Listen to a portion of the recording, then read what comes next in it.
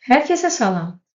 Təqdimatımın mövzusu İngilis dili qrammatikasında çox kiçik, lakin çox vacib olan to be feili haqqındadır. Təqdimatımda siz to be feilinin formaları, istifadəsi və nümunələrlə tanış olacaqsınız. Onu qeyd etmək istərdim ki, to be feili İngilis dilinin təməl feillərindən biridir. To be feili bizə bir şeyin kim, nə, necə və harada olduğunu ifadə etməyə imkan verir. İngilis dilində to be həm əsas, həm köməkçi, həm modal, həm də bağlayıcı feil kimi işlənə bilir. To be feilindəki to Azərbaycan dilində məstər şəkilçisi magməgəyə uyğun gəlir, be isə əsas feil kimi olmaq mənasını ifadə edir. Məsələn, be at home in time, vaxtında evdə ol. Burada to be müstəqil hərəkəti ifadə edir. Bəzən to be əmr cümlələrində də işlənir. Məsələn, be quiet, sakit olun, be careful, diqqətli olun və s. To be həm də modal feil kimi işlənərək to be to formasında işlənir. Bu zaman məcburiyyət, gərəklilik, vəd vermə mənalarını ifadə edir. Azərbaycan dilində məluməli və gərək mənasına uyğun gəlir. Yəni to be feili həm sadə, həm məcburiyyət bildirən cümlələrdə də işlənə bilir. To be to şəxslərə və zamana görə dəyişir. Bir neçə nümunə göstərək. You are to learn these words. Siz bu sözləri öyrənməlisiniz. Burada məcburiyyət ifadə edir. We are to help them. Biz onlara kömək etməliyik. Bu cümlədə vəd vermək mənası ifadə edir. Və bir neçə şifahi nümunələr gətirək. Məsələn, we are to submit the report by Friday. Hesabatı cümə gününə qədər təqdim etməliyik. Students are to follow the school rules. Tələbələr məktəb qaydalarına riayət etməlidirlər. Və yaxud, employers are to wear uniforms at work. İşçilər işdə forma geyinməlidirlər və s. Əvvəldə qeyd etdiyim kimi, to be köməkçi feil kimi də işlənir və bu zaman şəxslərə və zamana görə dəyişir. İndiki zamanda am, is, are, keçmiş zamanda was, were, gələcək zamanda shall be, will be, keçmişə nəzərən gələcək qeyri-müəyyən zamanda should be, would be, indiki davam edici zamanda am being, is being, are being, keçmiş davam edici zamanda was being, were being, indiki bitmiş zamanda have been, has been, keçmiş bitmiş zamanda had been, gələcək bitmiş zamanda shall have been, will have been, keçmişə nəzərən gələcək bitmiş zamanda isə should have been, would have been formalarında işlənir. Bu bir köməkçi feili Azərbaycan dilinə ismi xəbərin şəxs olunluqlarına uyğun gəlir. Məsələn, am, am, yam, are, san, sən, ikinci şəxs təkdə, ik, birinci şəxs cəmdə, sınız, siniz, ikinci şəxs cəmdə, dırlar, dirlər, üçüncü şəxs cəmdə, is, dır, dir, durdur, üçüncü şəxs təkdə, was, idim, birinci şəxs təkdə, idi, üçüncü şəxs təkdə, were, idin, ikinci şəxs təkdə, idik, birinci şəxs cəmdə, idiniz, ikinci şəxs cəmdə, idilər, üçüncü şəxs cəmdə, shall, will, should, would isə Azərbaycan dilinə acaq-əcək, shall be isə olacaq kimi tərcümə olunur. Bu şəkilçilər isimlə xəbəri birləşdirən və şəxslərə görə dəyişən sonluqlardır. Məqsəd cümlədə kim haqqında danışıldığını göstərməkdir. Bir neçə şifahi nümunələr göstərək. Məsələn, I am a teacher. Mən müəlliməm. She is a student. O tələbədir. We are at university. Biz universitetdəyik və s. Bu bir köməkçi feili qeyri-müəyyən davam edici və planlaşdırılmış gələcək zaman formalarının düzəlməsində Z tipli cümlələrin, eləcə də modal feillərin ekvivalentlərinin tərkib hissəsində istifadə olunur. Bütün bu sadalanan qrammatik qaydaları to be köməkçi feilsiz təsəvvür etmək mümkün deyil. To be feili isim, sifət, zərb, say, əvəzlik kimi nitq hissələri ilə işlənə bilir. Məsələn, he is a student, o tələbədir. He is tired, o yorğundur. He is here, o buradadır. He is 20, Onun 20 yaşı var. This is mine. Bu benimkidir vesaire. Lakin burada çox vacib bir məqamı vurğulamaq lazımdır. To be feili özündən sonra birbaşa feillə işlənə bilməz. Məsələn, I am go, she is write, we are speak kimi cümlələr tamamilə yanlışdır. Bir daha qeyd etmək istəyirəm ki, heç zaman to be-dən sonra birbaşa feil işlətmək olmaz. Lakin davam edici zamanlarda to be feili sifət 1, yəni ki, indiki zaman feili sifəti 1, yəni participle one ilə ing şəkilçisi vasitəsilə işlənə bilir. Məsələn, he is reading a book now və yaxud they are playing football. She is writing an article vesaire. İngilis dilində feilin 2 növü var. Məlum növü active voice, məchul növü passive voice.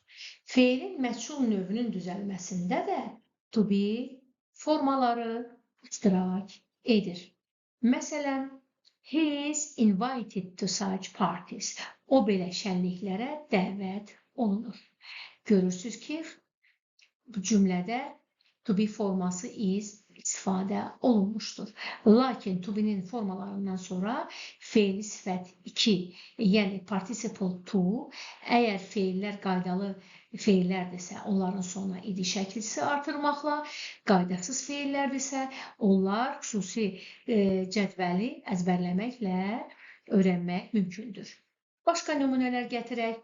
The letter was written by Anne. Məktub Anna tərəfindən yazılıb. Cümlə keçmiş zamana aiddir. The house is cleaned every day. Ev hər gün təmizlənir. Cümlə indiki qeyri-müəyyən zamandadır. The project will be finished next week. Layihə gələn həftə bitəcək. Bu cümlə isə məchul növdə gələcək zamana aiddir. We going to ifadəsi gələcəkdə baş verəcək hadisələri ifadə etmək üçün istifadə olunur. Əsas mənaları planlaşdırılmış gələcək hərəkət gözlənilən hadisədir. To be about to isə tezliklə baş verəcək hərəkətləri ifadə edir.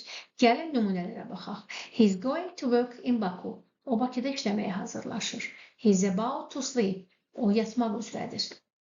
Bir neçə şifahi nümunələrə nəzər salaq.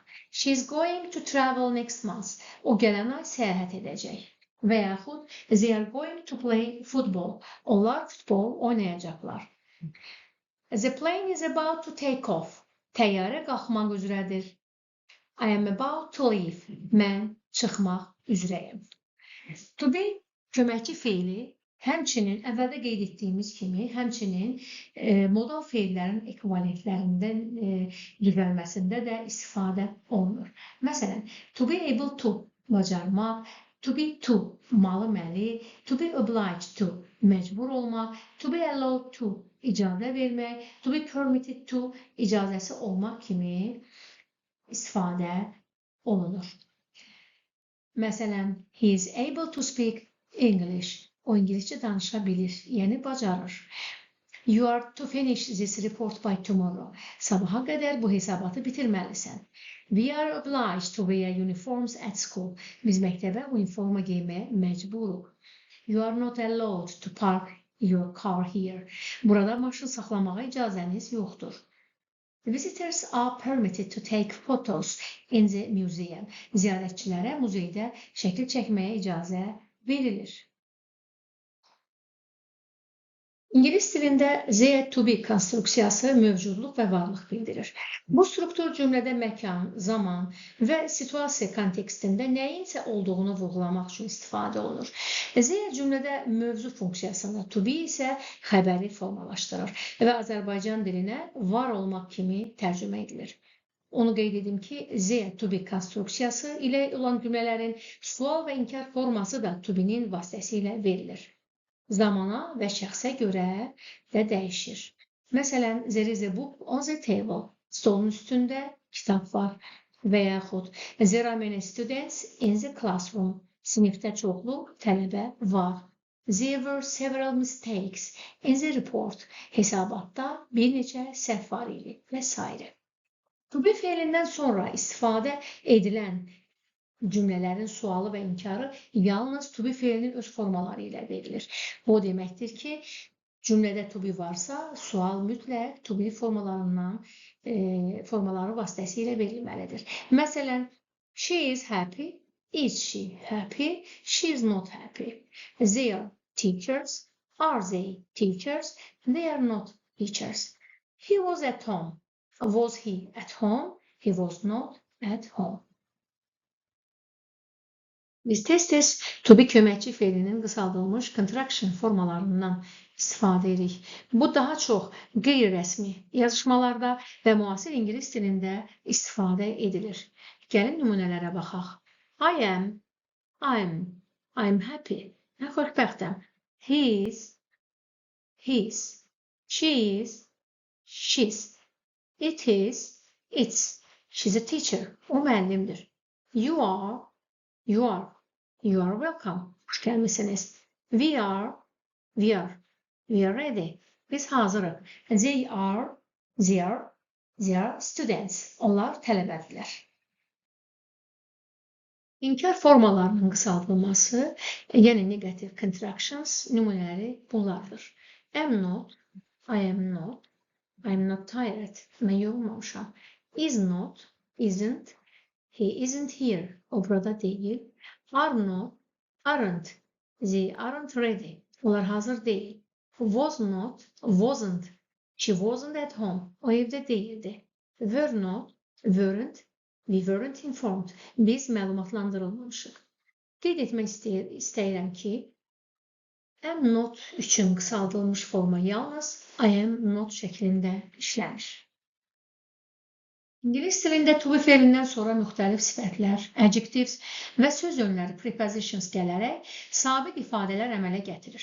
Onlar cümlənin xəbəri rolunu oynayır və mənanı birlikdə verdikləri üçün onlara sabit ifadələr, to be expressions deyirlər. Bu konstruksiyalar mübtədanın hissini, vəziyyətini, münasibətini və s. keyfiyyətlərini ifadə edir. Nümunələrə baxaq.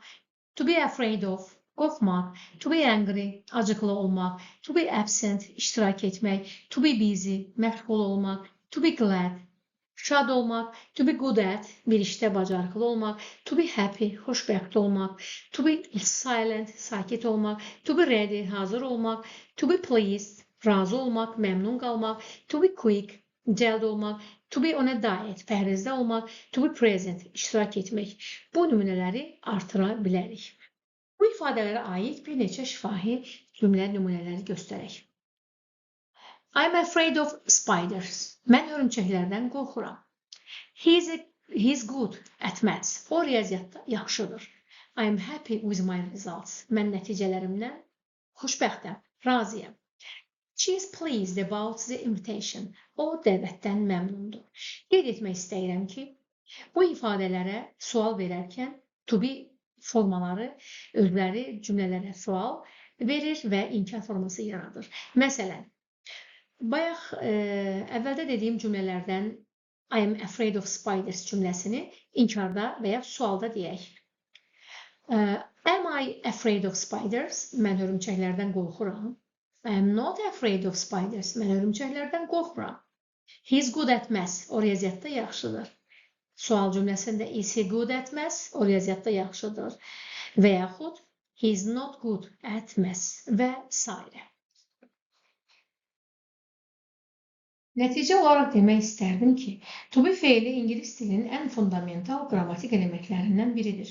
Onun müxtəlif zamanlarda həm modal feil, həm köməkçi, həm bağlayıcı, həm də pasiv konstruksiyalarda işlənməsi dilin düzgün qavranılması üçün mühüm əhəmiyyət kəsb edir. Həm gündəlik ünsiyyətdə, həm də akademik yazı və nitqdə daha dəqiq və aydın ifadə olunur. Bu feilinə yiyələnmək ingilis dili qrammatikasını öyrənməyin əsasını təşkil edir. Onu yaxşı öyrənsəniz, ingilis dilində daha yaxşı, daha inamlı danışa biləcəksiniz. Diqqətiniz üçün təşəkkür edirəm.